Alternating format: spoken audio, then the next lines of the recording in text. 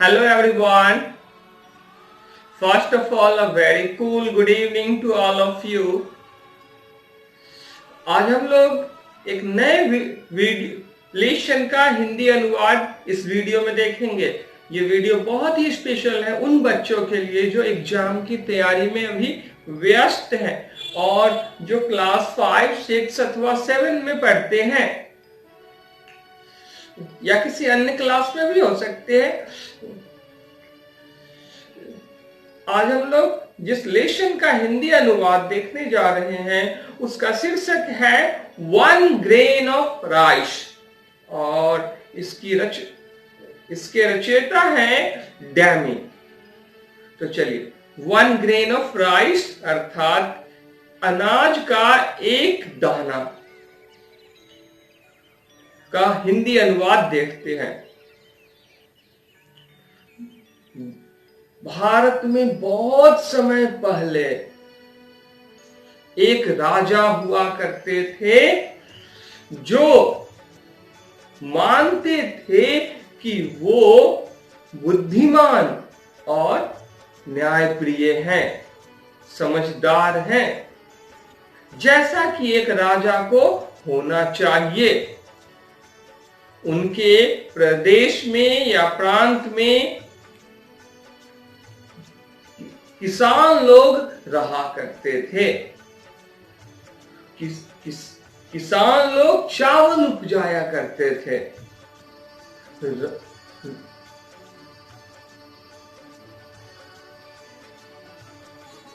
राजा ने शाही आदेश या फरमान जारी किया कि हर एक व्यक्ति अब अपना सारा चावल करीब करीब उनके पास जमा कर देगा। वो उन्हें स्टोर कर लेंगे। राजा वचन दिए लोगों को कि जब सूखा पड़ेगा, अकाल पड़ेगा, तब हर एक व्यक्ति को खाने के लिए चावल वापस दिया जाएगा जो जमा किया हुआ है। कोई भी व्यक्ति भूख से नहीं मरेगा। राजा ने तो वचन दे दिया।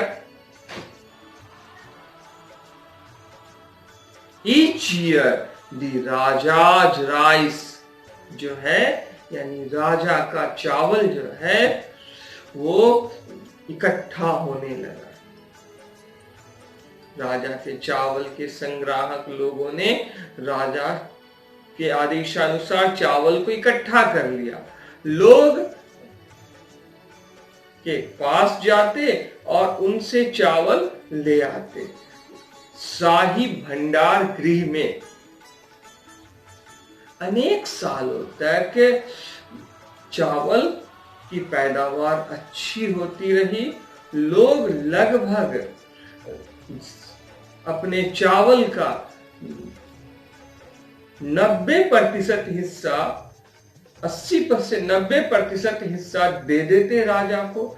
जो खाने भर होता उतना ही रखते। भंडार गृह अच्छी तरह से भरने लगे, हमेशा भरा भरा सा दिखने लगा। लोग इस बात को लेकर बिल्कुल आश्वस्त थे कि अब उन्हें अकाल के समय में कोई प्रॉब्लम नहीं होगी। तभी एक वर्ष पैदावार अच्छी नहीं हुई चावल की, क्योंकि उस साल फेमाइन अर्थात अकाल पड़ा, सूखा पड़ गया। लोगों के पास खाने के लिए चावल नहीं बचे। राजा के मंत्रियों ने उनसे निवेदन किया, विनती की कि महाराज आप चलिए शाही भंडार गृह को खोल दीजिए और हम लोगों को आदेश दीजिए कि हम लोग आपके वचनानुसार उन्हें चावल प्रदान करें। देखिए कैसे दिलचस्प है भविष्य के खेल। राजा जो है वो अब जोर से चिल्ला करके बोला, मुझे क्या पता कि अकाल जो है वो कब तक ठहरेगा, आज खत्म होगा अकाल या कल खत्म होगा, तो मैं अनाज नहीं दूंगा। एक राजा को अवश्य ही भूखे नहीं मरना चाहिए, चाहे वो वचन दिया हो या नहीं दिया हो। समय बीतता चला गया, लोग भूखे और भूखे और भूखे रहने लगे चावल के अभाव में। लेकिन राजा ने चावल बिल्कुल नहीं दिया। एक दिन राजा ने आदेश जारी किया कि वो फिस्ट अर्थात भोज कराने जा रहा है अपने लिए और अपने दरबारियों के लिए। ऐसा मालूम पड़ता है कि राजा अब भोज शुरू करेगा इस अकाल में। तो देखिए दिलचस्प बात, एक और भूख से उसके प्रजा मर रहे हैं, किसान लोग मर रहे हैं, और दूसरी ओर वो भोज करा रहे हैं जिसमें बहुत सारे चावल बर्बाद हो जाने वाले हैं।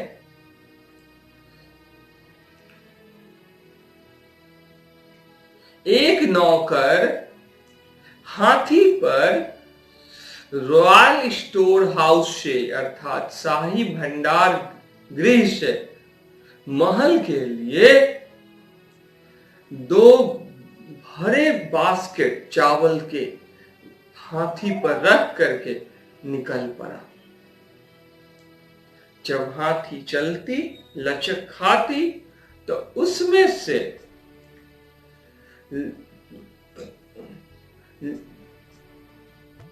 कुछ चावल के दाने जिधर लचक खाती उधर से ट्रिकलिंग यानी गिर पड़ते थे, रिस पर ऊपर से नीचे गिर पड़ते थे कुछ चावल के दाने।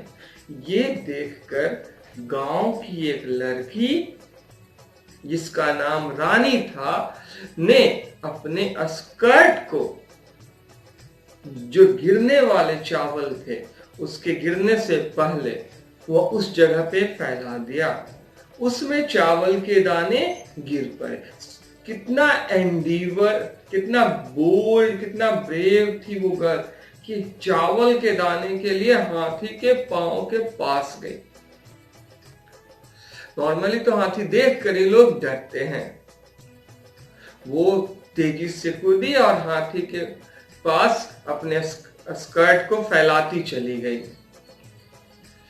जब महल पहुंचे तो वहां के चौकीदार ने कहा, पहरेदार ने कहा,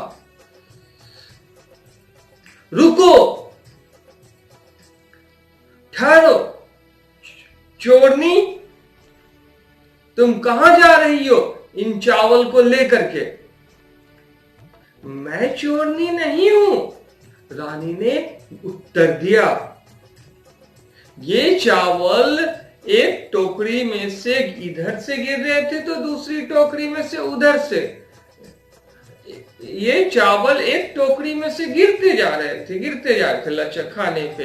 अच्छे से पैकिंग नहीं हुई होगी, बांधा नहीं गया, और मैं इनको राजा साहब को वापस करने आई हूं। चलिए अब आगे देखते हैं क्या होता है कहानी में।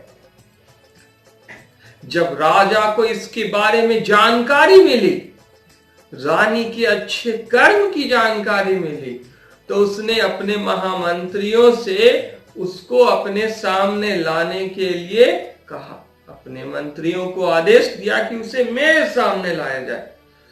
मेरी इच्छा है कि मैं उसे इस चावल वापस करने के एवज में जो मुझसे संबंध रखती थी कुछ पुरस्कार दो।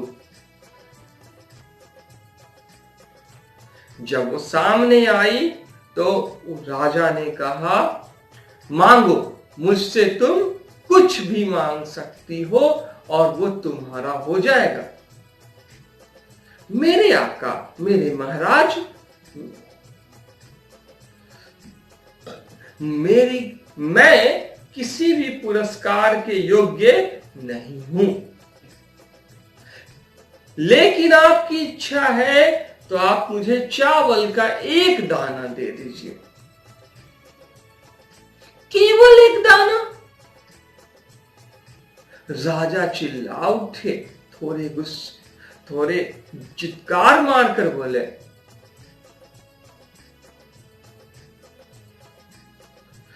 अवश्य ही तुमको मुझसे और अधिक मांगनी चाहिए,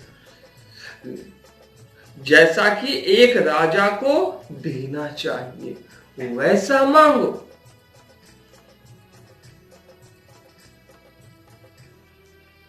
अच्छा ठीक है, रानी ने निवेदन किया और कहा, यदि आप महाराज मुझसे प्रसन्न हैं तो मुझे पुरस्कार इस प्रकार से दीजिए। आज आप मुझे चावल का एक दाना दीजिए, अगले दिन दूसरा दाना दीजिए और उसके अगले दिन उसका डबल दीजिए। आज एक दीजिए, दूसरे दिन दो दीजिए, तीसरे दिन चार दीजिए, चौथे दिन 8 दीजिए, ऐसे डबल दीजिए। जो आप कल दिए थे उसका 2 गुना आज देंगे। ऐसा आप 1 महीने अर्थात 30 दिनों तक करते रहे मेरे साथ। अगर आप ऐसा देते हैं तो बहुत अच्छा है मेरे लिए। वैसे तो ये तुम बहुत कम मांग रही हो, राजा ने कहा, लेकिन तुम्हें ये मिलेगा ही। अब चलिए देखते हैं आगे क्या होता है कहानी में।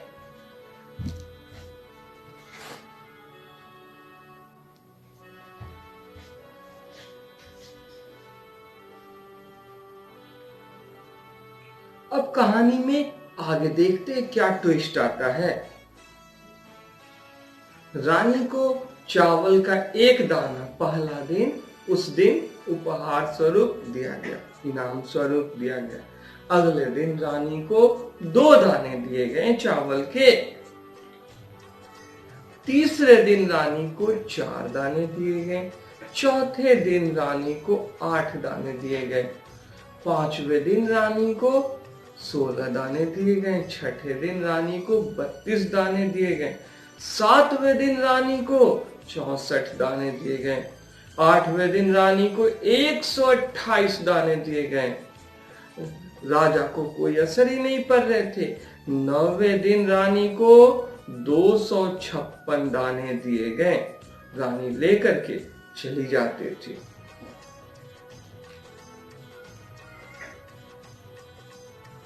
जो कि 1 मुट्ठी भर दाना हुआ।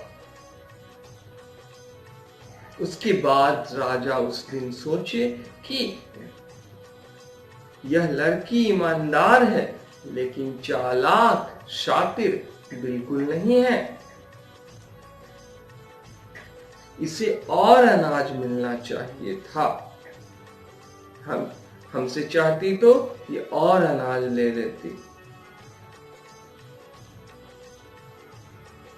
चाहती तो इतना भी मांग सकती थी जितना यह स्कर्ट में संभाले थी, उससे भी ज्यादा इनाम स्वरूप। 10वें दिन उसे 512 अनाज मिले के दाने मिले। 11वें दिन उसे 1024 दाने मिले और 12वें दिन रानी को जो दाने मिले वो 2048 दाने मिले। अब सोचिए 12वें दिन 2048 दाने मिले, जो कि लगभग 4 मुट्ठी भर था। 2 मुट्ठी, फिर 2 मुट्ठी। वो लेकर चली गई। 13वें दिन उसे 4096 दाने मिले।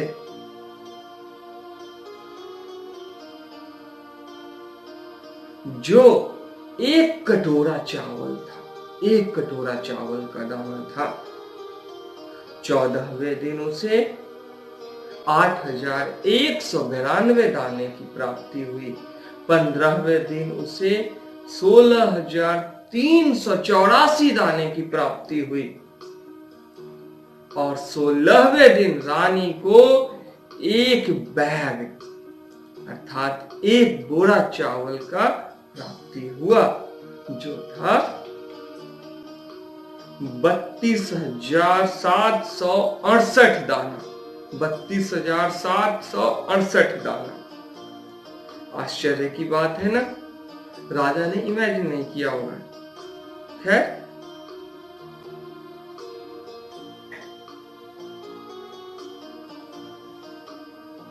राजा ने सोचा ये डबल वाली बात जो है ये तो भारी पड़ गई। जितना मैंने सोचा था उससे ज्यादा भारी पड़ गई ये बात। खैर, इसे दिया जाएगा, इसका रिवार्ड इसको मिलना ही चाहिए। 17वें दिन उसे 65,536 दाने मिले। 18वें दिन उसे 1,31,072 दाने की प्राप्ति हुई। 19वें दिन उसे 2,62,144 दाने की प्राप्ति हुई। और 20वें दिन उसे 5,24,288 दाने की प्राप्ति हुई, जो लगभग 32 बोरा था चावल का। यानी 32 बोरे चावल वो घर ले गए।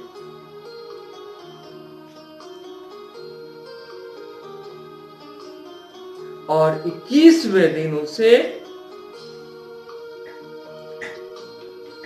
10,48,576 दाने मिले।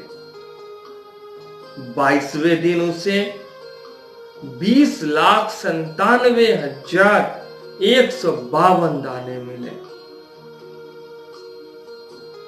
सोचिए, अब इतना दाना था कि 1 टोकरी दाना हो गया, 1 टोकरी चावल हो गया। वो लेकर चली गई। पॉसिबल था लेकर जाना। 23वें दिन उसे 41,94,304 दाने मिले। 41,94,304 दाने लेकर के वो गई। 24वें दिन की बात करें तो 24वें दिन उसे 83,88,600 दाने दिए गए चावल के। अब 83,88,608 दाने जो थे ये थे 8 बास्केट, 8 टोकरी दाना। बड़ा टोकरी से 8 टोकरी दाना, जिसे 8 शाही घोड़ों पे लाद करके भिजवाया गया। उसके साथ राजा ने व्यवस्था की। कितनी दिलचस्प बात है।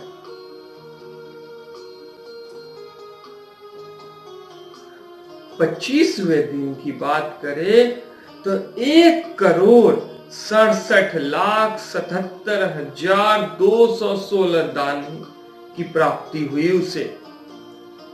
26वें दिन की बात करें तो उसे 3,35,54,432 दाने की प्राप्ति हुई। वो लेकर के चली जा रही थी। 27वें दिन उसे जो मिली वो मात्रा थी चावल की 6,71,08,864 दाना, जिसे राजा के द्वारा अदा किया गया। 32 बैलों पे लदवा करके 32 बैलों पे लदवा करके उसे दिया गया।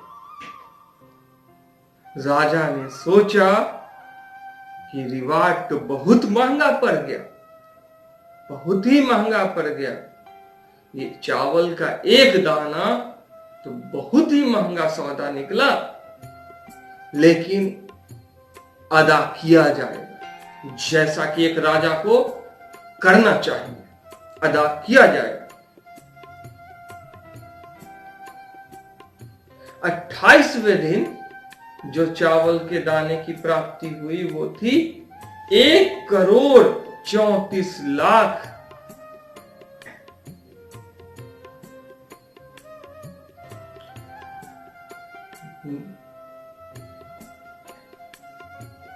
$13,42,17,728 दाना वो लेकर चले गए। 29वें दिन जो उसे मिला रानी को चावल के दाने, वो मिले 26,84,35,456 दाने 29वें दिन उसे मिला, जिसे पहुंचाने के दौरान 2 शाही भंडार गृह रिक्त हो गए, खाली हो गए। 2 शाही भंडार गृह का सारा अनाज उसी को दे दिया गया। 30वें दिन रानी को प्राप्त हुआ 53,68,70,912 दाना, जिसे 256 हाथियों पे लदवा करके भिजवाया गया उसके घर पे, और 4 भंडार गृह रिक्त हो गए।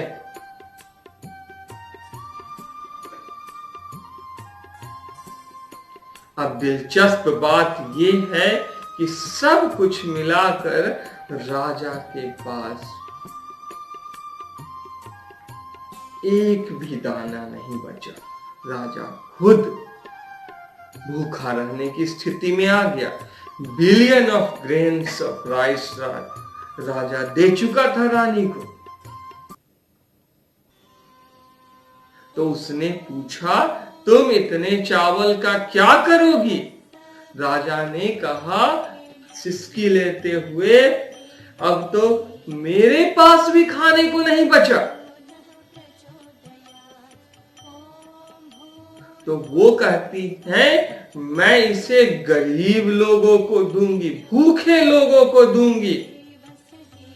मैं एक टोकरी चावल आपके लिए भी छोड़ जाऊंगी, यदि आप वचन दे कि आप उतना ही चावल लेंगे या रखेंगे अपने पास जितनी की आपको जरूरत है।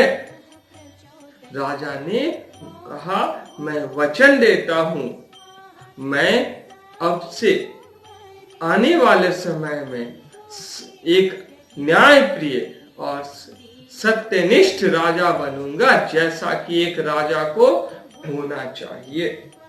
तो कहानी कितनी दिलचस्प है। दरअसल एक इंसान को अल्प बुद्धि वाला नहीं होना चाहिए, सिद्धांतवादी होना चाहिए। जब वचन दिए तो निभाने चाहिए। और जो दिलचस्प बात यहाँ पे देखने वाली है वो ये है कि एक मनुष्य जिसमें साहस हो और हाजिर जवाबीपन हो और बौद्धिक क्षमता हो, कैलकुलेशन कितनी जल्दी कर ली बौद्धिक क्षमता से, वो मनुष्य चाहे तो विषम परिस्थिति को भी अपने अनुकूल बनाकर लोगों के लिए एक नया संदेश दे सकता है, जैसा कि रानी ने किया। उम्र से कुछ नहीं होता है, कर्म से होता है। मानव जीवन कर्म प्रधान होता है। Human life is dead best. Thanking you all, have a nice day.